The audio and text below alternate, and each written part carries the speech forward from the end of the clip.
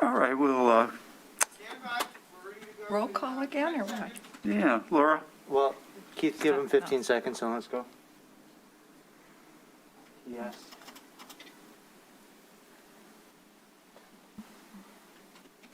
You'd think we'd have this down by now.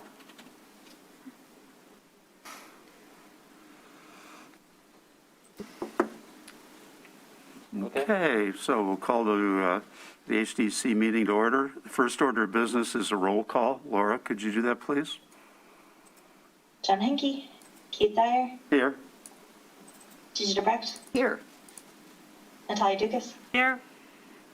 Dustin Cola, Here. Patricia Lang, Here. Michael Willoughby, Stephen Lindbergh, Here. Cassandra McCarthy. Okay, the first order of business is the approval of the HDC minutes of December 15th. And if there's no additions or corrections, I move to approve the minutes. okay, is there a second? I'll second. Second. All in favor? Aye. Next item is the CLG grant. Thank you, Keith. And just so everyone's aware, I do see a name I don't recognize on the participants list, so if we could make sure to open it up to public comment after each item, just in case that they're here for said item, that would be excellent. Okay. And that name is Kathleen Devereaux, if I'm pronouncing that right. That's the name I don't recognize. Could you do me a favor and I still can't hear you. Oh, so Kathleen on this participants list appears to just be a member of the public. So if you wouldn't mind, Keith, just remembering to open it up to the public after each item, I would appreciate it. So the CLG grant update. I actually have some good news for you all in that we managed to get a full year extension on the deadline from the National Park Service. So I'll be working with the SHPO, that's the State Historic Preservation Office, to revise the RFP, get it posted by February 1st, and hopefully get this project kicked off mid to late summer. And then we'll have about a year and a half to get it done. So that's what I'm working on now. I'm just, again, keeping it a standing item because both to update you, but also hoping that it'll come back soon. So that's all I have for that. If anyone has any questions, I'd be happy to hear them. I don't think so. Do we have any more people who have expressed an interest in? So when I was speaking to the people that I sent it to directly, I would say, venture to say 100% of the comments were, we just don't have time right now. If this were a fall project, I would be happy to submit a proposal. So now it's going to be a fall project, so I'm expecting to get several. So this really worked out for us, I think. Mm-hmm.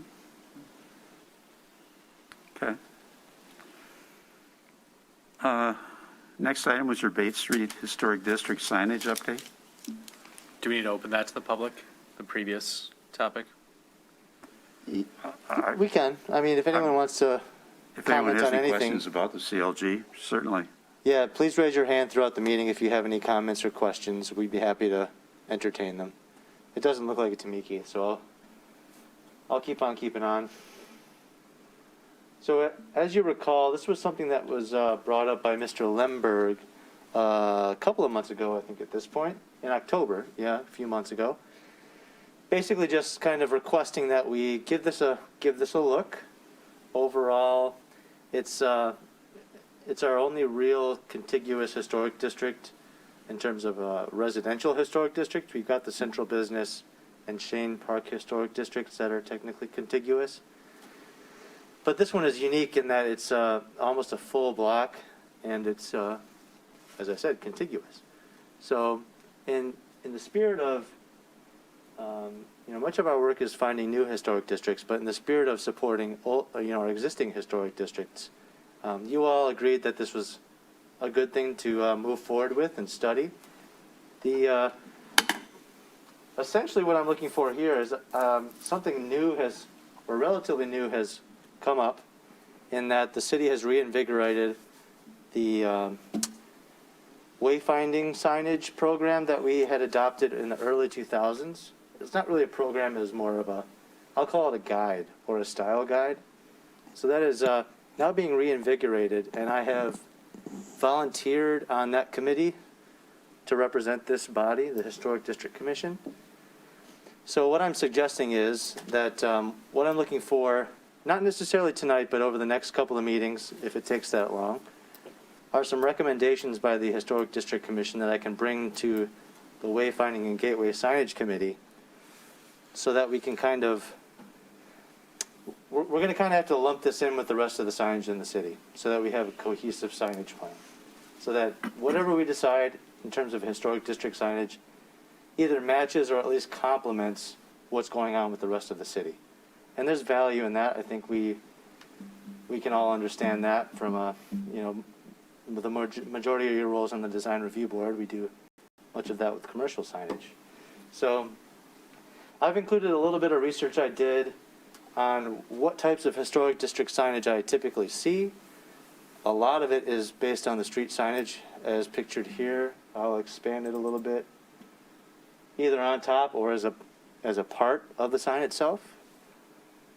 I also see a few standalone signs, whether they be mounted on a pole separate from anything else or kind of just attached, I'll say after the fact to an existing pole. We see this kind of thing with our via signs downtown, if you've noticed. The letter V pointing towards which via or passage that they're aiming at. So the first thing I want to discuss with you would be what types of historic district signage might you like to see? The second is I was curious about the content. How descriptive or simple do we want these signs to be? For example, this Bates Street Historic District. Do we simply want to say Bates Street Historic District established, 1998, was it? I think it was 1998. 7, I think. 7. Or do we want to include more? Do we want to include a little map? Do we want to include some sort of graphic? Next up, I thought it might be interesting to bring up the interior district signage. I did not get a chance to go out to that district before. I might lean on Mr. Lemberg a little bit because he lives in the district. But I can at least tell you that the houses that I'm aware of, that I can think of, I can either not see the sign if it's there, or the sign is just not there. So I think it would be important to also consider this while we are considering the overall signage, so that passersby can understand which are historic resources and which aren't. This also includes the idea that was brought up about potentially bringing some informational signage closer to the street so that people don't have to either enter private property or just elect not to see them. So these are all queries that I'm posing today. I labeled some of the importance and maybe some of the different ideas about technology. I mentioned QR codes in case we want to offer more information but not necessarily include them in signage. So I guess we could use this study session to kind of talk about it a little bit. As I mentioned, I'm not expecting any decisions necessarily this evening. Maybe we can kind of get going in a direction and see what happens. I can give you an opinion based on when we approved the wayfinding in 04, there was a lot of discussion that went on. And Bates Street was one of 3 that were identified in the wayfinding that should have some type of signage. So having said that, when you showed those pictures, I think if we're putting up signage, it has to be visible to people. So the bottom on that row that you're showing, I think those are much better than trying to put the signs on top of the street signs. Yeah. What we had talked about before was on the street signs putting the subdivision. So Villa, Birmingham Estates, Quarton Lake, whatever, that was a way to identify that area, but not to designate it or anything other than to say, you're now entering, the Villa area and this is where you are. The ones on the bottom were more what people were talking about, either that or even some ground signs that would have some visual impact, so that when somebody walked by or drove by, you'd see something there which would give you a reason to stop and look at it. Relative to information, I don't know if I sent you the pictures from San Jose, Costa Rica. They had signs in their downtown area with QR codes. So it had a minimal verbiage, but if you were interested, you could click on the QR code, take you to the site, and now it'd give you all kinds of information, you know, about what you were looking at. So I would think just limiting the verbiage on those kind of signs, you know, just Bates Street established this date, whatever, and then if it were appropriate, a QR code would then allow, you know, people that were doing a walking tour or wanted more information, that they could readily get it. So that was, I think, taking these one at a time that you brought up, I think, you know, maybe some other people have some comments about. So the QR codes, I'm familiar with them, but I'm not familiar with, for example, how long are these signs going to stay intact enough that the QR codes will still be operational? I don't know. Is that something we should probably look into? I think QR codes are a great idea. I'm just wondering if they're going to last more than a couple years, or will we have to replace the signs every 4 or 5 years? I don't know. If they were an applique, you know, that would make for an easy, Yeah, you know, rather than make them an integral part of the sign, Right. do it as an applique. yeah. But you're right, I don't think anyone knows how Right. long they last in the outdoors. But I think that that's an excellent idea, and we can develop, I suppose you could even change the verbiage if things change down the road, to change the information on the QR code. But it would have to be close enough Right. that somebody walking can put their phone up close enough. Right. It wouldn't work for somebody in a car, but I think we want to encourage people walking to look at these things anyway. Right. Yeah, So those are good points, and I think, you know, reapplying a QR code is not impossible. There are quite heavy-duty stickers that you can add and re-add, but to your point too, websites also change, so there's that issue to consider. will that be the first QR code signage that we have in Birmingham? No, if you've noticed on all our public notice signs, we also have a QR code Oh, on that's those. right. Yeah. So we have experience and we know how to generate them. I was going to say, I do like the idea of making the information accessible. Just reading through it, I thought it was really interesting, and it helps people feel connected to the community Right. as they're going through it. One thing to think about is that the South Old Woodward reconstruction is starting, and that'll include wayfinding. And I'm curious if this would be significant enough that they would want to include it. I'd imagine that it's not, but I know that that's happening in the next year or so. And wayfinding as a final result of the South Old Woodward project, you mean? Well, I know that there are wayfinding signs that are going up, and I'd imagine that this would not be on one of those signs, but just a flag for you if you're in conversations. Oh, I think I get what you're saying. Yeah, So that's the end goal, is when you see, for example, in other cities, I see brown signs with more institutional type destinations like Yep. parks or the library. I intend to push historic districts as being part of that signage. So if you were to see a sign that directs you towards institutional type things, yeah. I would expect to see historic districts on there as well. Or just, you know, buildings in the event that there is no district. Yep, I agree. And it could be a good window with that project kicking off next year Yep, and it being pretty close to that. definitely. In your write-up, you noted there was I'll call it a concern that there might be other areas that were designated and therefore this was a cost issue. I don't know that in the next decade that's an issue. Oh, You know, we have I Bates see. Street and we have the downtown, you know, historic district. The rest of them are all individual, you know, which, you know, the ones that are individual, as you pointed out, have this sign or the plaque, depending on where it's located, may or may not be visible from the street, but those already exist. So I think you want to be consistent over time.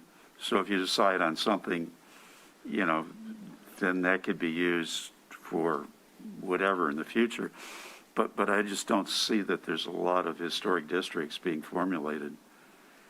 I plan Not to now. pursue one for Floyd Street, or when the weather gets better. So I Floyd know. should be The another one side of example, the yeah. street is pretty much intact. But I don't think you're talking about, you know, 10 or 15 districts. Oh, no. And I think the point you were No. trying to raise was if there were a lot of them, this could be a financial issue. Oh, well, It's yeah. more so just worth mentioning. And not all of them are going to be a nice, neat little block necessarily. So it's just something to consider, you know, if it were to span 2-3 blocks or north, south, and east to west, how often should they be placed and where should they be placed? And those QR codes, as long as they didn't mess up the design of the overall sign, if they were sort of inconspicuous, I Yeah. think. Not, so, I mean, I guess visible enough to be seen, but not mess up the whole overall look of the signage. Sure. But yeah, it's a great, wonderful idea to include. If you can. Yeah. Steve, you live on Bates Street? Yes. Are your neighbors aware that this is under discussion?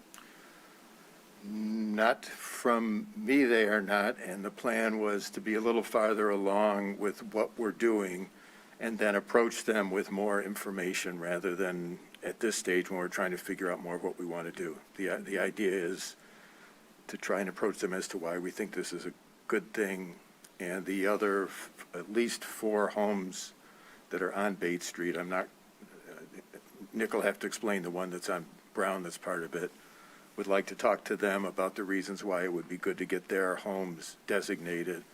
And so the thought was to have this plan more formulated and then talk to them to buy in as well as the people who are on the block. That's what the idea was as far as timing. But I know most of the people on the block and I'm ready to go talk to them anytime. But I'd like to go talk to them when we actually have a better idea of what we're doing, then get their input Right. and be able to discuss with the 4 homes why it would be a great thing for them to actually have their homes designated as well. So, and I will just add real quickly, I agree 100% with Keith. The signs on the bottom, welcome to the Bates Street Historic District, where there's actually a sign, is what I would love to see there. It's much more welcoming and explains what it is. And Nick asked your question earlier, on the homes, you can either not see the sign that says the year that the home became historic, or you can see there is a sign there, but I don't know what it says. It's really hard to know. There's a couple of them where if you're looking for it and you look closely from the sidewalk, you can tell, but by and large, they're just signs on a house and you can't really tell what they say. Sure. So it would be good to have more information there so people could appreciate it. And Gigi, that's why I made sure to include in the report that it's going to be important to talk to the residents at some point, Yes. because we wouldn't want to impose anything on them. We'd like to be welcomed, you know, without, you know, too much pushback. Wouldn't you think the most we're talking about is 4 signs? One on each end of Bates, Oh, and yeah. one on the cross street on either side. Yeah, it's Brown and Frank. It's basically Bates from Brown to Frank, yeah, and you'd have one in the east and the west side of the north end and the south end, yes. Right. And depending, like, as I mentioned, potentially how they'd be mounted, I'm not sure, but I'll just, you know, guess. Something on the property but closer to the street, say mounted to a 4x4, to solve the issue of, you know, not having to enter private property or have binoculars to see what the sign says, so that you can identify which houses are historic and find out a little bit more about them. You're talking about the houses themselves? Yes. Versus the 4 signs? Yeah, so there's overall district signage, but then resource-specific signage. I think that's an interesting discussion, but it may confuse the whole issue. I think it's going to be difficult. Do you put it in the public right away? Do you put it in private property? Do you put up lamp poles with something on it? I mean, there's a lot of things when I think the first baby step would just be 4 signs for the designated area Yes. as a starting point.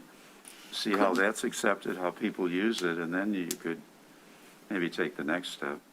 Couldn't the QR information, if we want it to be really complete, have information about the historic houses? When you look at the QR code, it could have more than just Bates Street. It could just have information on the historic houses too. Sure, you can Yeah, have all each of them, house yeah. and Right. what's unique about that house. Yeah, it could be very comprehensive, yeah. Good Because it's going idea. to take you to a website. Right, Yeah, right. That's right. Or we've made walking tours before. It could take you to it could download a PDF for you with a walking tour with pages on each house. that's great, yeah. It could. But then, of course, I mean, based on the discussion, something like this in the middle is meant to be mounted high, so you couldn't reach a QR code. It'd have to be something more like this that's more, More eye level. yep. Which Don't is put it fine. on the Which is ground. fine. Don't put it on the ground. There's too many dog walkers. Well, see, then there you go. So if I don't think we can affix it to a pole lower than, say, 8 feet for clearance reasons. Well, I don't know. No, I mean, don't put the sign on the ground. Oh, no. Yeah, okay, I get you. I get what you're saying.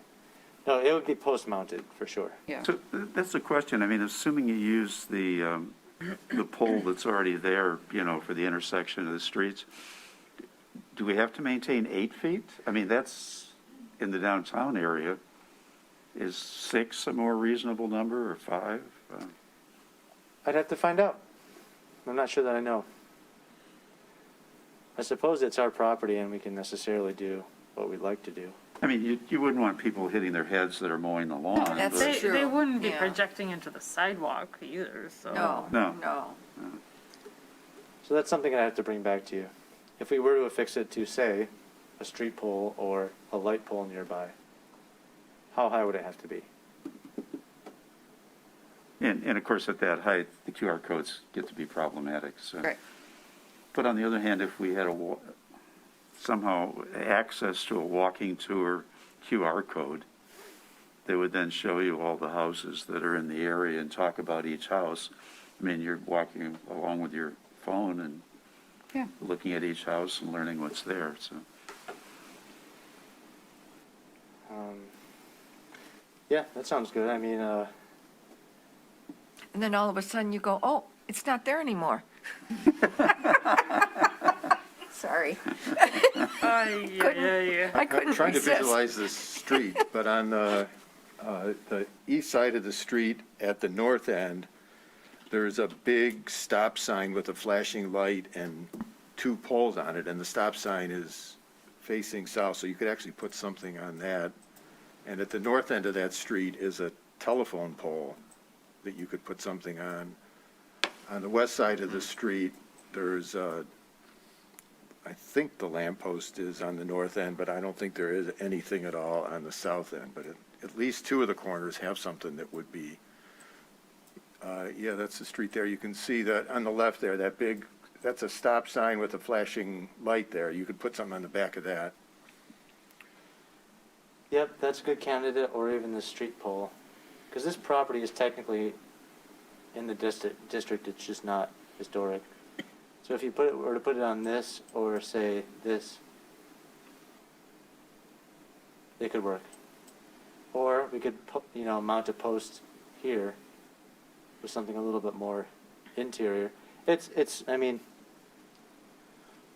I realize that cost, it would be higher with a designated pole, but I feel like it would make a lot more of a statement than something attached Yeah. to sort of kind of close to the entrance to the district. Yeah.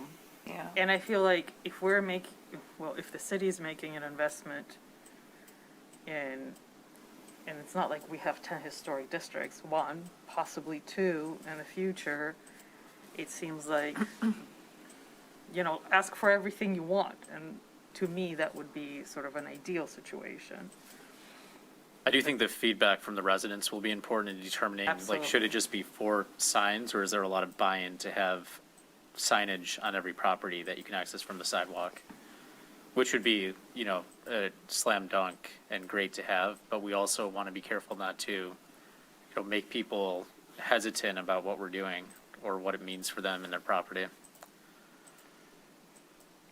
Well, maybe this is a phase project, the corners first, and then depending on how well received everything is, people may then want them or not want them. Could go all the way and unpave the road, do like a horse-drawn carriage. Cobblestones. Yeah. I kind of like that idea, actually. So I think maybe then, it sounds like the next step might be to devise a way to speak to the residents so that it can help guide our decisions and our recommendations to that committee. Because by the way, the committee is still, I would say in its infancy. We're not very, very close to providing any recommendations to the city commission yet. So we have some time. Just as a suggestion from having done some of these before, if you're going to go talk to the residents, you have to have a proposal or 2 proposals. Okay? You can't just do an open-ended discussion of, Right. well, what do you think? Right. Because, you need to get everyone on the same page. And one way to do that is say, look, we've had some discussion, and we've tried to address these issues, and so here's proposal 1. What do you think? And then they can modify it or change it or, thumbs up, thumbs down, whatever. So, that's why I was suggesting, I think the phases is the right answer, that phase 1 would be 4 entrance signs mounted somehow. And then, if people wanted greater identification, phase 2 would be the individual houses. And I can only assume at that point it'd have to be in the right of way. Not necessarily. No, if the people want them, they can be on their property. But some people may not want them, and then Right. you can't be inconsistent. Sometimes it's on one side of the sidewalk, sometimes it's on the other. That doesn't work. If you had something on the homes that were bigger and easier to see than what's there now, you would be able to actually see it. The problem is the signs are so small, and after a certain amount of time, you can't tell what they're saying. And that was a cost issue back then, was how large do you make them? And so, it's sort of standardized on this one size, which you're right. It's hard to see it if you're not really looking for it or don't know it's there. It's hard to see it even if you're looking for it. Well, but some homeowners may not want a great big sign on their house. I had one, and we had the little ones, which were kind of tasteful. I don't think if somebody asked me if I wouldn't have wanted a great big thing. Which is why, again, the walking tour Right. with a QR code and more information, so you can, Yep. instead of just saying, well, here's the house, you can actually see the history of the house. Right. Yeah. And these signs are, I think you mentioned, Gigi, you had one. They're a considerable size. They're not small, but it's still the case that you cannot easily see them from the street. I've heard I about, can usually see them from the street, but You could where probably I see the- live, we the don't year. have huge front setbacks. or if there's a chair blocking it, or if Right, yeah, what have you. There aren't big setbacks on Bates Street here either. That's, Right. it's small. Just as an aside to this, you have the Wallace Frost plaque that we did. That would be perfect for a walking tour also, or a driving tour. Because we identified each house, we identified what we knew about Yep. the house. We have all that information. And so, a walking tour that's on the phone that allows you to, plot a route and and look at the different ones, I think would be pretty easily done, and it wouldn't cost any money. So that's another possibility for trying to gain some visibility. Are you calling me cheap? I'm just kidding. Are you calling me cheap? Yeah, Yep. No, it would be a pretty simple map to make. well, All give me a things chance to considered. sell popcorn in the front yard. Right. Well, and I don't know if we can reinvigorate it or not, but there was a time when we had a much more active homeowners association, and I can even remember when every year we would have garden tours and would have serve cookies and lemonade and have information out on the, people would want people touring their garden or not. So it wasn't just every house people walked into their yard, but I think we had watering cans to designate which houses were participating in the garden tour. And they'd go in the backyard. And Yeah, I guess if I may, reel it back a little bit. Walking tours are in the plans for the future, and they should be. But I'd like to summarize what I'm hearing so far. One, some sort of standalone sign that's not integrated into the street signs is what you prefer in terms of overall district signage. You might like some sort of phased approach, starting with the overall sign, and then moving on to resource-specific signs. And what was my third question? 3, you'd like the sign content to be simple, but have access to more. Through a QR code, perhaps. The placement of such, the construction of such, to be determined, I suppose. But that's the kind of thing that might be able to be drawn out of a resident conversation. And it would seem like if you're talking to the resident, having one or maybe a couple of signs to show them so they could visualize Right. what it is would be much more helpful than just a theoretical discussion. Definitely. So I think the next step, if I may, maybe to bring this back again one more time with a little bit more, perhaps a design or two and a little bit more of an approach. And then perhaps we could invite some of the residents to one of our meetings. One, preferably that's not as busy, so we don't have to make them wait. But it might be nice to have them here so everyone can hear what they have to say. And that can be done through direct mailings. And we're lucky enough to have a resident of the district here that can help out with that. So if that suits you all well, I think that I can consider that a plan. Okay. Um, Are there any comments from anyone in the audience that would like to make? I don't see any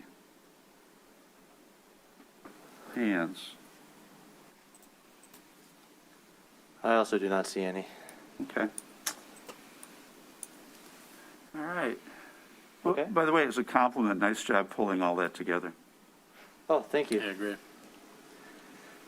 was a kind of a quick thing I did, and I just wanted to get started on something. I know we've been talking about a lot of different things, so while we're waiting on the CLG, I figured it'd be a good thing to start while we're waiting. So It's very exciting, thank you. good. Are there any other items you'd like to cover?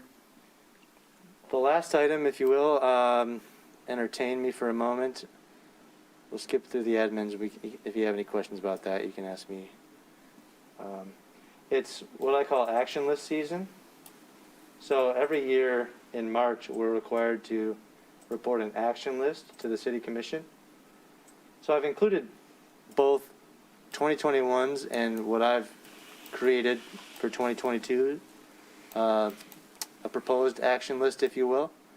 I'm hoping that, honestly, either if you can give me a green light tonight or offer some edits for me tonight that I can bring back on the 2nd so that we can get this adopted at the city commission in March and kind of formalized our plans for the year. Much of it shouldn't be a surprise. I bumped up from last year the community house plaque because that's been going on for too long. We just need to get that done. But other than that, it's pretty much everything we've talked about before, including the training sessions that were interrupted because of COVID. So I'm hoping that you can see I've already got one marked. Begin the historic design guidelines project. I'd say we've begun at this point, but Is there a reason the Bates Street Historic District is not on the list? I would say there's not a reason. I'm not sure that I even realized that I did that. I'm sorry, which one? The one we just talked about, Oh, the Bates Is it Street on the Historic list? District. Yes, right. Yeah, that would be, So easily I could add that And put in progress. and put in progress. Seems appropriate. Because I will say too that the last item there, to have a first draft of the historic preservation master plan, I'm calling it. We call it several different things, but the historic district signage is included in that plan that we're creating together. But I'm still going to add it because I think it's worth an add. I'll bring up last year's just so you can see what it was.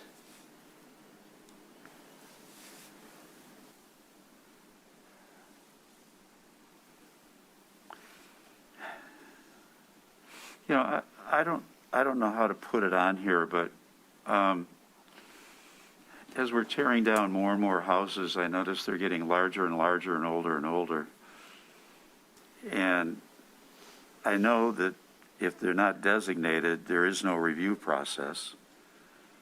You know, there's not a lot that can be done. I was pleased to see in the 2030 plan that, you know, we in the DRB were supposed to try to figure out how to get people to expand or enlarge their houses versus tearing them down.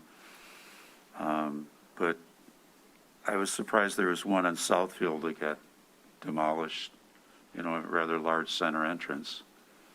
South of Lincoln, yeah. Yeah, south of Lincoln. I'm not sure which one. I'm not sure how to. It was a ma- multifamily or a duplex? Yeah.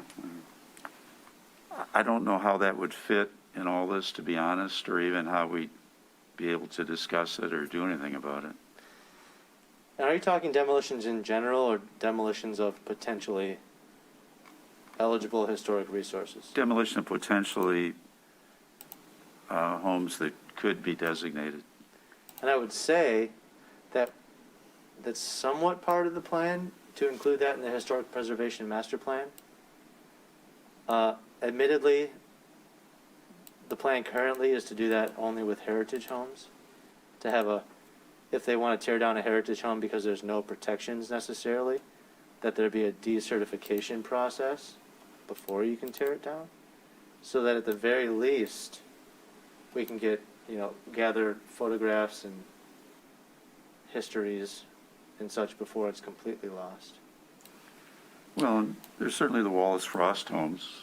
I mean, right now, those could be torn down at any time because That's there is no review. And That's yes, right. you could take a picture of it, but we already have pictures. So. And I'm, just to be clear, I'm talking inside, outside, and all around, but because we have no legal protections for those homes, that, I don't want to sound despondent, but that's about all we can get. And at least preserving the history of it is something. And I know maybe that's not as far-reaching enough. Because that's only for heritage homes, right? Currently, So that wouldn't include eligible homes that have not been Currently. designated? I thought, shouldn't we go for a review of all homes over 50 years old? Shouldn't they all come before our board and we discuss whether or not this is, something that we okay or are okay with? Why can't we do that? You don't have any power to stop Because it is the there's problem. there's no way to enforce it. Well, there may not be a way to enforce it. It's still an activity that's worth doing. whether it's enforceable or not doesn't matter. What matters is making a statement Yeah. and having a process which slows down and brings attention to what's going on. That's what matters. Not whether we have, Well, all the and- power to I think execute. 50-year-old homes, while they may be interesting, I think if we're going to concentrate on something, it should be older than 50 years. I mean, I could justify anything 100 years old, but 50-year-old houses, those are 1970s houses. So, to say those need to be saved, Well, I just said 50 years, because isn't that what, anything over 50 years according to, Well, it could potentially be. potentially. Yeah, I That's- mean, just that's the a state trigger. review, it's not, we may pass on it because it's, I mean, I'm pretty sure that every single house up for demolition is more than 50 years old. I don't think there are any 90s houses that are up for demolition. You'd be surprised, but yeah. Oh, okay. not a lot. But I think 50 is a fair threshold because that is to the state what's considered. Well, can we make it as part of the demo permit process that it has to be reviewed by the board? That would that probably even have to go to the city possible? attorney to review if there's some process, right? Because I'm we sure we can't have to just go to a impose number of that. people, maybe even the city commission, but yeah. I would like to see that. I can't say it strongly enough. I So- would be very happy to entertain it. I think there would be significant pushback. So would you all be happy with me including it in our overall historic preservation master plan? Or do you want me to add it as a separate item? I think the preservation plan is a place for it. And if I'm being honest with you, I'm not sure we would have time this year with the design guidelines project to do any major justice to getting it started. But we can certainly get it in the first draft of the preservation plan by the end of the year. Well, certainly, it's like something else. If It we need to put it definitely on the needs to table. be in the preservation plan. Maybe it needs to be in two places. And I can add it to this list. Just because it's on the list doesn't mean we have to do it this year. If we don't have time, we don't have time, but We want to do it perhaps this if we year. do. Time is going on and the list of demos is monthly. Certainly start the conversation this year. I think the other aspect of it is if some of the smaller old houses that are currently being torn down rather than expanded, and maybe the Historic Commission isn't the place for this, but if Birmingham is trying to develop more affordable housing, maybe that should be considered in whatever committee.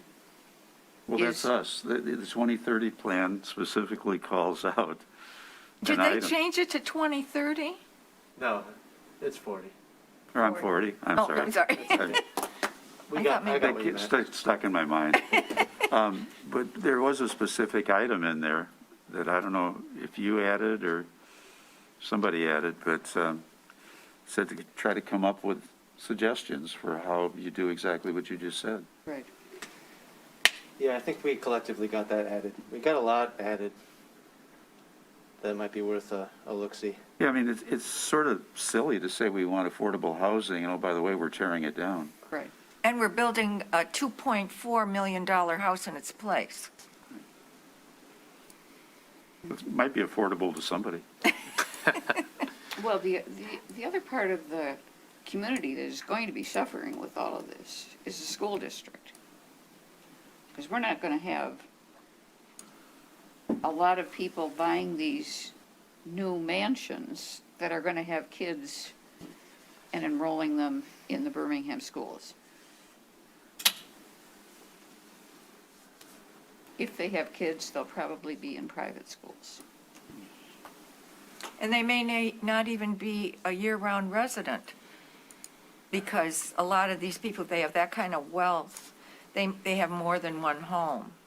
They may not even have this as their home base.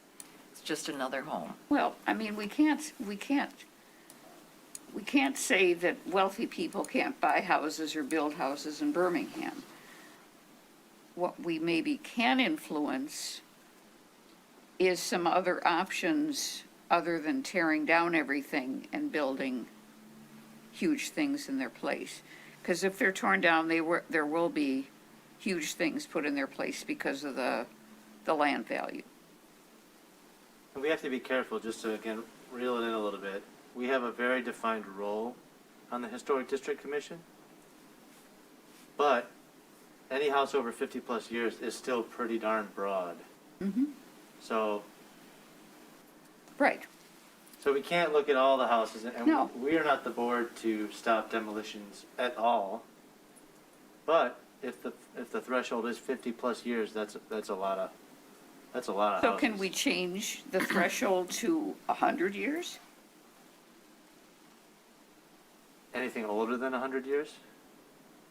Well, then you'd lose the 30s and 40s at that You'd point. lose a lot if you made it 100 years. I would say I would rather be consistent with 50 with the state. And I understand that means you're going to get all the post-World War II stuff.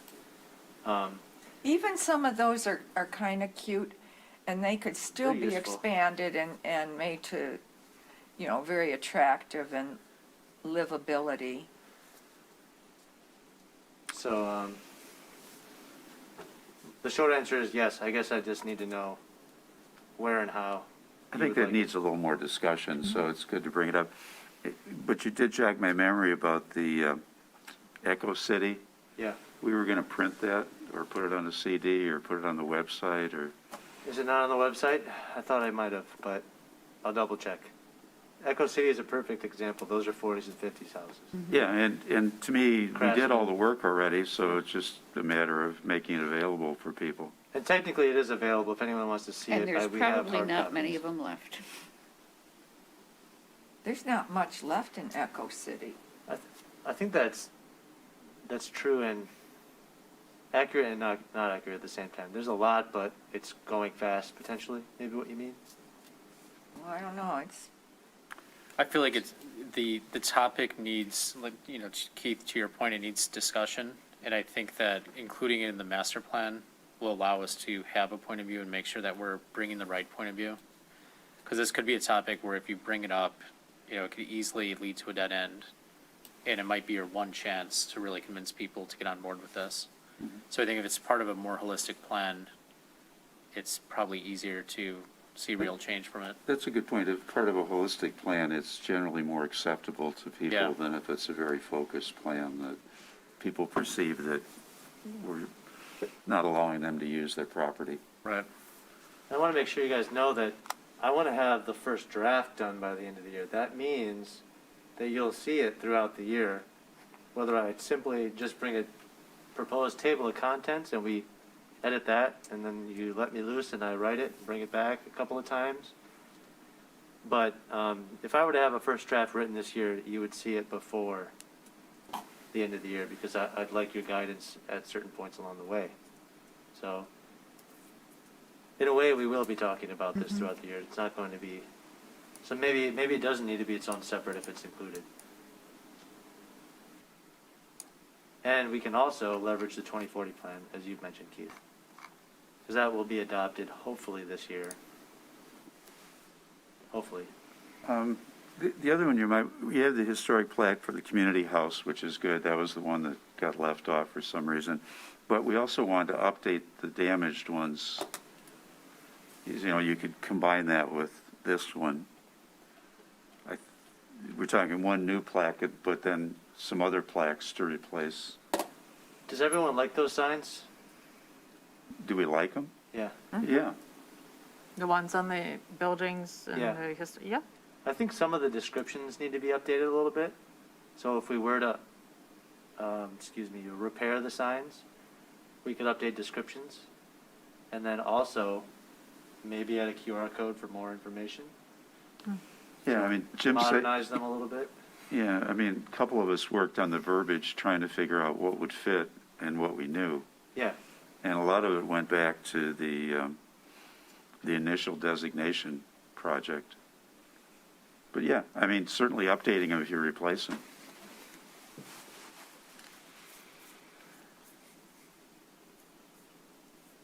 And I think you're going to have to replace them. I don't know that they can be repaired, it doesn't seem that way, the way they're rusting. right? It seems it would take, I am surprised. I mean, porcelain shouldn't rust, but and it happened pretty quickly, all things considered, when, it just seems like there's water rusting and pooling. If the metal underneath isn't cleaned well enough, the porcelain doesn't adhere, and that's when it starts flaking off, is when it starts rusting. We may need to do some sort of caulk or rubber seal on the back so it doesn't get inside. I think that the water getting inside is what ultimately did most of them in. When you see them off, you can see the rust at the bottom where the water pools, Right. etc. So that's fine, Keith. We can certainly add that. Or merge it. I don't know if you have the money for that this year, but, you know, July, you do the new budgets. And Marcus did authorize Sabo to do all that back 8 years ago. I do have a modest budget for plaques right now. I think it's $1,000 a year, which even just those little brass plaques cost over $200. Just so you're all aware. So I do have a modest budget, but if we had a plan to tie it to, we could certainly justify more, Yeah. or request for more.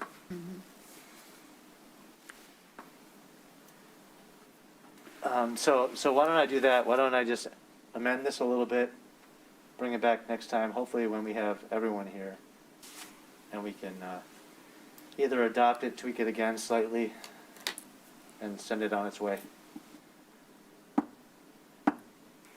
Sound good? Sounds good. Sounds good. And Thank if there's you. nothing else from you, that's it for me.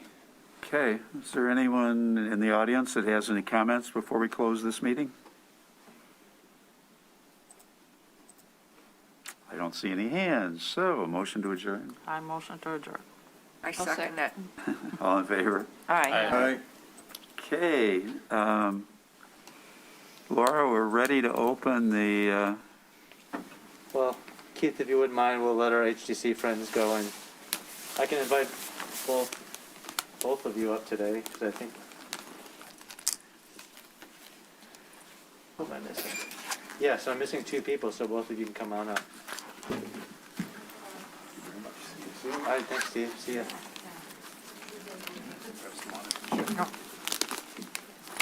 I wouldn't grab that water. Yeah.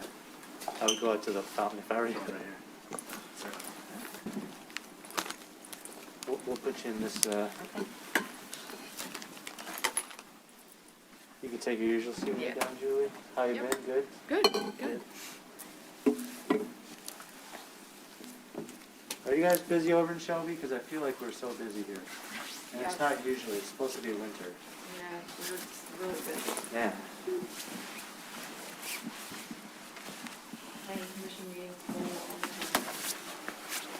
How many agenda items do you guys allow? It all depends on the project, sometimes I'll tack on a couple more. Okay, yeah. We're at 5, but we're about the same. Okay. If they're small. Every board meeting, township board meeting, so. A lot of projects. Thanks for that real estate update. Thank Oh, you're you. You welcome. always do a nice job on that. Thank you. See you, Gigi. Nice to see you. Stay healthy. Thank you. That's okay, you can leave it. Oh, thank you. All right, Keith, I'd say we're ready now. you ready? Okay. Laura, the roll call John Henke, Keith Dyer, here. Natalie Dukas, Here. Dustin Cola, Here. Patricia Lang, Here. Julie Razorbeer, Here. Michael Willoughby, Samantha Capello, Here. Kathleen Creel. Here. Okay, the second order of business, the approval of the minutes of December 15th. Are there any additions or corrections? I Seeing move- none, would someone like to make a motion? Motion to approve the minutes. I'll Okay. second. Second by Natasha. All in favor? Aye. Aye. Looks like the first item is the sign ordinance update. Yes, Keith, another just standing reserved agenda slot for this. I have started updating the sign ordinance. For some background for you new folks, the company that did our old sign ordinance, that is, designed the PDF and whatnot, is no longer around. And we've passed several sign ordinance updates since then. I can think of 5 off the top of my head. So those need to get added to the PDF or subtracted, whichever is appropriate. But also the sign ordinance in general needs some updating based on some more recent case law in regards to signs and the First Amendment. So I am working with the city attorney to update those facets of the sign ordinance as well. So all that to say, I've started this project, and I plan to bring it to you hopefully in the summer, so that we can get all of your feedback, get it to the city commission, and ready to rock and roll by 2023. Now, one of the items, that we talked about previously were wall signs and a better definition. That's part of your update, right? Absolutely. Clarifying a bunch of stuff. So if you can think of anything that you've noticed that's either inconsistent, hard to understand, an area for improvement, I would be happy to hear it. Well, I think one of the items that came up this last meeting were the second floor potential signage. Yep. That should be clarified, that, at least in my mind, that's not an appropriate. It's either in the sign band or it's a building identifier. Definitely. We're like-minded in that regard. Yeah, Just a gap that needs to be closed. yeah.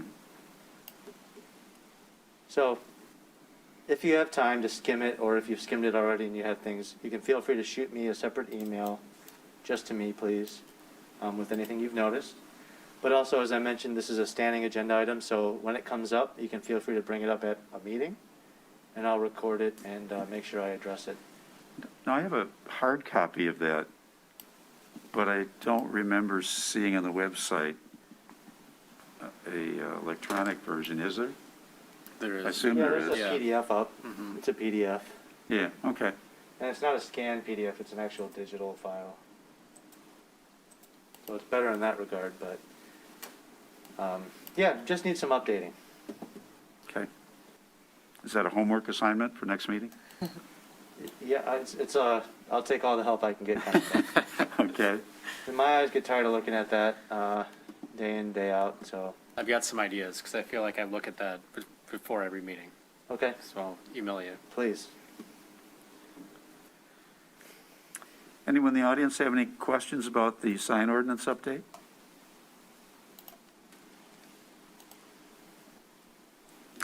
Don't think so. I don't think so either.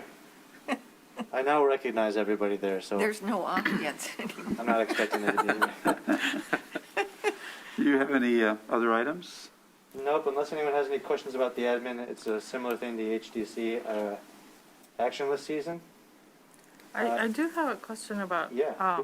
whole dental wellness, that's on Woodward. Didn't they come to us with a sample of a wood-looking facade? And now I see this white tile-looking facade. So, yes, the material is called Parklex. It is wood. It's an engineered wood, and that is what it looked like. I guess it's just not at all what I envisioned, but okay. Yeah, and I'm not sure where they got that rendering, but that's not the rendering we saw. Yeah, does not look like the rendering we saw. No, it's a At much all. more, I guess I'll say it, simple rendering that I presume that they whipped up for the sign company. But that does match what I think we approved. Just so everyone aware, that's just for the sign though. Okay. So, I mean, the sign's fine. I just was sort of surprised to see. yeah, so if the actual construction doesn't match what we approved, of course that's Okay. that's All right. inappropriate, but, I have a question about the hands-on physical therapy sign. yeah. How massive it is? Yeah, so the total signage for that building would be, is it calculated at 1.5 feet per linear feet? That's right, So it'd be 150 total square feet of signage for the building? that's right. And I saw that that sign alone is 72 square feet, and there are at least 2 other signs that I'm seeing on the building. There's a color photo if you go to the previous page. Thank you. Yeah. So do we have the total signage for that building? So yes, and it's in my permitting system, so I don't have it at the Okay. top of my mind. Yeah, But I don't recall, I drive by it every day, but I believe I added in there somewhere that it was a requirement that this right sign, the office center, be removed okay, as a part of this project. okay. And I can't remember now if it actually was. Because that would be included in the sign square footage if it's still there, right? That's right. So Yeah, 'cause I'll have it to is a double check massive my. sign, and it's It within is. what they're allowed to do, but not if, it gets pretty close if the other signs are still there. It is close. Now, I guess means that if somebody moves in on the other side Right. of the building, they get no signage. Yeah. Have they already put that sign up? I didn't notice when I The drove by. hands-on? Yeah. I do believe so. Okay. Really? It is amazing how quickly the signs It go up, because I'll looks see these administrative bit approvals and then much. notice the sign right away. And I'll admit, it's been a while. I got a little behind. You can see this is all the way from November. Yeah, I got behind on scanning these in. okay. But yeah, as long as you noted the other sign and feel like it's been removed. I'm questioning whether or not it's been removed, but I definitely know that that was something I required or asked as a part of the approval, Yeah, because this doesn't make any sense now with the Birmingham Colonial gone. So if it isn't, I would have to contact the property owner and require them to take it down. okay. So, I also, the one other topic that I'll bring up over here is the Ebereve sign, I believe was on, I believe that was in the HTC. oh, okay. But we approved the sign through here at some point. And every time I drive by, it's so bright. Have you guys noticed that? I think the store's called Ebereve. The one with the black I know the letters? store, yes. Yeah, and at night, it's lit up white. And I don't remember if we had photometric plans for it or not. But it definitely strikes me as brighter than most signs. So I think that the sign face should be opaque. Yeah, so maybe But it's just the way it's- it's reflecting off the building. It might be. I haven't seen it at night. Maybe I'll loop Go around that way. tonight. Maybe we all should. Yeah, But fair Which enough. building Wanted to are bring you it up. talking about? I believe it's called Ebereve. It's where, is that where the Olga's used to be? Yes. Oh. Yes. Yeah. Yes, Okay. the old bank building. Yeah, Oh, right on Old Woodward. okay. The other one that's pretty well lit up, and I think I mentioned that to you, was the Primo's Pizza. The new ground sign. No, the lights on the building. Oh, It's really lights up the street. I mean, it makes for a very safe environment, I guess. But it's nothing that I don't think we ever approved, and I don't ever remember seeing a photometric. And I think when they talked to you, they just said they were going to rebuild the way it was. Well, that's not the way it was. right. So you may have seen it here. That there, no. It'd be probably in next time's packet. But we did notice some changes in our final inspections, and which included, I think there were some new wall packs on some of the pillars. Mhm. We got the specs for those, and they were pretty low light. But I think that it's the goosenecks that might be emitting the most light. Or they're I not didn't think goosenecks, so on but- driving by, but I don't know, I guess I can drive by tonight. Yeah, and it might be something I need to see at night as well. If you want to take a picture for me too, just to have, because it's hard to tell from a plan what the reality in terms of brightness is going to be. So But you're right, the ground sign's pretty bright also. it is okay. Yeah. But I don't think they ever did a photometric. I would agree. It's rare that we require photometrics for signage. But as I said, most of the light seems to be coming off the wall The new wall mounted pack? units. Yeah. Okay. Because they, at least the specs I was given, they appeared to be fully cut off from, light bleed into the sky, but I'll check that one out as well. I've got Evereve and Primos. Any other commissioner comments?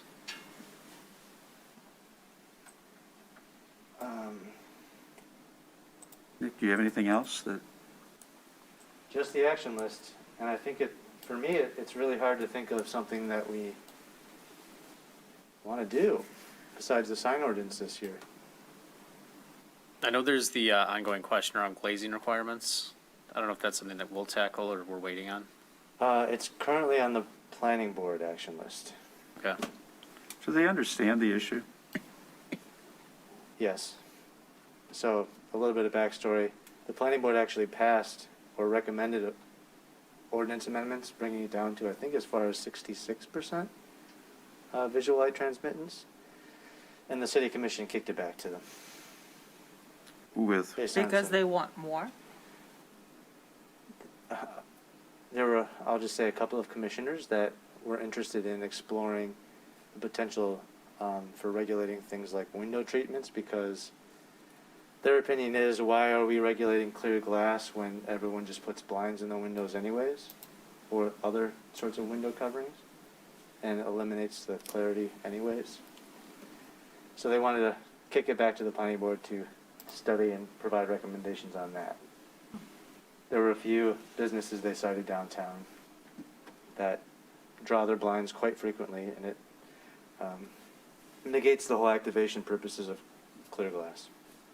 So, with the master plan, going full force, we just haven't got it on the agenda yet.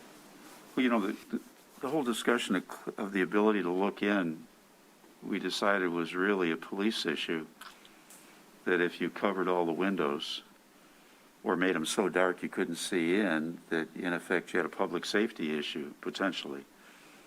And that was part of the logic of trying to arrive at, what the glazing should be.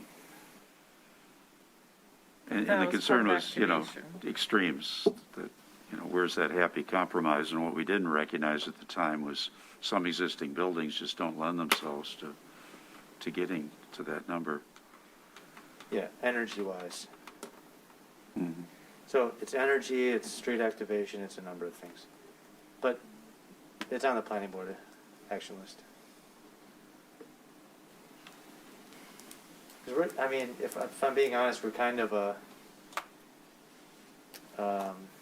subordinate to the planning board. Signs are unique to this board, which is why 75% of our action list is signs. But I wonder if there's anything that anyone's noticed in terms of, our predominant reviews are facades. Are there material things that you've thought of? Julie, with new eyes, have you noticed anything interesting that we don't do here that you may have seen elsewhere? No pressure, by the way, but all the pressure.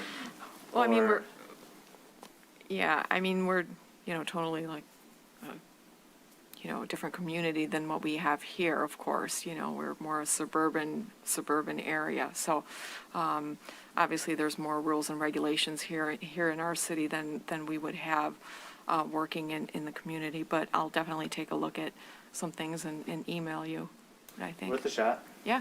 There's certainly the emerging issue of, like what we saw at the bicycle store and what is a sign, and even Sun Medical. So I think that what we're doing will help clarify some of that. I think so too. Or for like Henry, I think it was called Henry's, Yep. the bike store. Like that's come up at least twice now, where it gets into whether it's graffiti or logos or design.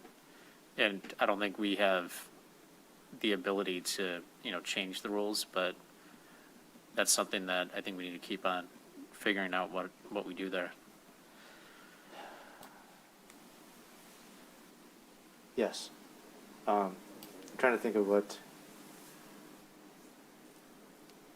Would you suggest, because our definition of sign is pretty much as broad as it can get. Mm-hmm. It catches everything. Are you suggesting that we should revisit that? Or we should change different parts of the ordinance, say the parts that prohibit painted signs, or, you know, that wall art, Right. that mural ordinance just got passed by the city commission? Mm. So we have that at our disposal now. Which is cool. So hopefully we'll be seeing some cool murals soon. And that's within Oh. alleys, right? Within, Alleys, and they also Done. expanded it, the planning board did, to allow for certain buildings in the Triangle District that can build to zero lot sidelines, zero setback side lot lines that are required to have blank walls for fire code, allowing them to paint that if there's no building next to it. So it's a little bit expanded. Yeah. So even our friends at Henry Electrics still wouldn't qualify for it. qualify for Yeah. that. Yeah, and I'm not sure what we do with it because I don't think it's our say, but we all have voiced support for directionally where they're going. And maybe separating what's signage versus what's Arts. design. Yeah.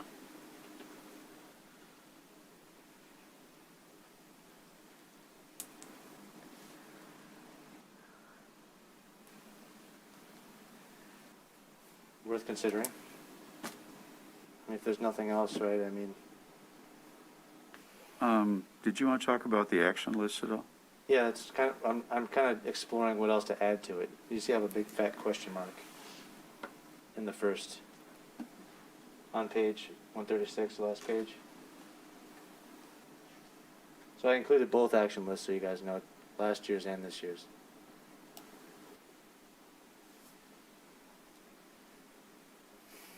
So I've got update sign ordinance, which we're starting now.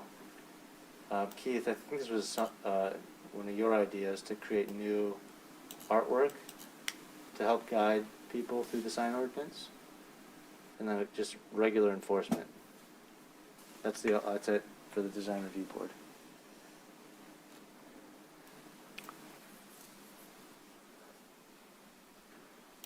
Maybe I'll suggest, if any of you are familiar with the 2040 plan, there is, in the second draft, highlighting that it's a draft still, a recommendation to add commercial destinations in some city parks. Commercial destinations can be anything from a brick and mortar to a hot dog cart, you know, that range. Do we want to explore signage regulations for something like that? Or we could even make it more broad and just say, review 2040 plan for, we could pull out things from the 2040 plan that might apply to us. I think it's a really good idea. Just something to think about. That was some of our comments from when we brought it the first draft here. If there's going to be more neighborhood-based businesses or commercial destinations in parks, what's the signage going to look like, and should it be different? And it probably should. And things like food trucks that are becoming more prevalent. So I don't need an answer now on this either. Maybe I'm just asking you to rack your brains. And I'll also say that we don't have to have anything here either. Usually 4 items looks the best. If it's 3, we might get something imposed on us, which is fine, because we can't think of anything anyways. But we may be able to take some things off the planning board's plate too. Might be worth looking into. Maybe I'll bring their draft action list next time to see if there's anything that you're interested in. Are they looking to unload things? I'm looking to unload things from them. I think their list is probably upwards of 20. I suspect with the 2040 plan, they're going to be overwhelmed with almost everything. I'm going to concur with that. So if there's something design-based, we might be able to just move it Well, over is the here. glazing something that we should volunteer to help with, or? I'm going to say no, just because of how much work we've already put in at the planning board level for glazing. Okay. But there are certainly other things. Let's say, for example, if they're willing to give us things like dumpster screening or screening in general. There's been a lot of conversations about our ordinance and how one-sided it is, requiring a masonry screen wall with wood gates, and that's it. Maybe we could explore different material options such as metal, or for the gates that is, or different material options for the screen wall itself. What's another one? There's a conversation about the downtown overlay standards and the material requirements and the architectural standards. Pretty much it's wood, brick, stone, cast stone, or glass. Do we want to explore different facade materials and what might be appropriate for buildings down here now, 20 years later? That master plan is over 20 years old. Do we want to introduce new materials downtown? All sorts of stuff. I mean, I think it would be great if we could look at their list and see if there's something that we can offer to take off their plate. I have no problems with taking things off their plate if Okay. they are willing to. Okay. Because I know most of you are busy on the HDC with our considerable action list there, but I've got 3 members that are design review board specific that I can put to work. Did we resolve the overlay issues? I mean, it seems like we created some issues when we merged the sign plants. I would say that it is not resolved. There were some things in the overlay standards that were described really well, like let's say building identification signs that aren't described very well in the overall sign ordinance. Well, I mean, so is that them or us? I mean, to come up with a compromise that is acceptable to everyone? Are you speaking signs specifically? Yeah, but I'm also bothered a little bit by we've changed the whole character of the town, but Okay. I mean, that's inevitable, I guess. I guess it's hard to say without maybe a I mean, the specific- signs are the simplest one to try to resolve. Okay. Well, I say that so blithely, but I know what you mean by simple. anyone have any other? I'd say just think Going on it, twice? folks, if you wouldn't mind. I'm sorry? I would just ask everyone to think on it. Yeah, I'll be back next month. okay. Do you have anything else that you'd like to share? I do not. Okay. Oh, are you adequately staffed to do all these things that we're talking about tonight and the planning board's doing? Is that a rhetorical question? So, I didn't tell anybody, I guess, but we did hire a new city planner. So, you need to shake up the moving up that's happened. Jana moved to the manager's office. I moved up to director, so there was a space, a full-time city planner's space that we filled in December. So her name's Leah. She's been doing quite a good job so far. I am looking to unload some of my work that I've consistently done to her to be able to take on these types of things. So, yes and no. We're always very busy, but I have a soft spot for you guys. Really the HDC more than the DRB, no offense. Job security, good. Okay, with that, is there a motion to adjourn? Motion to adjourn? I'll second. Second, all in favor? Aye.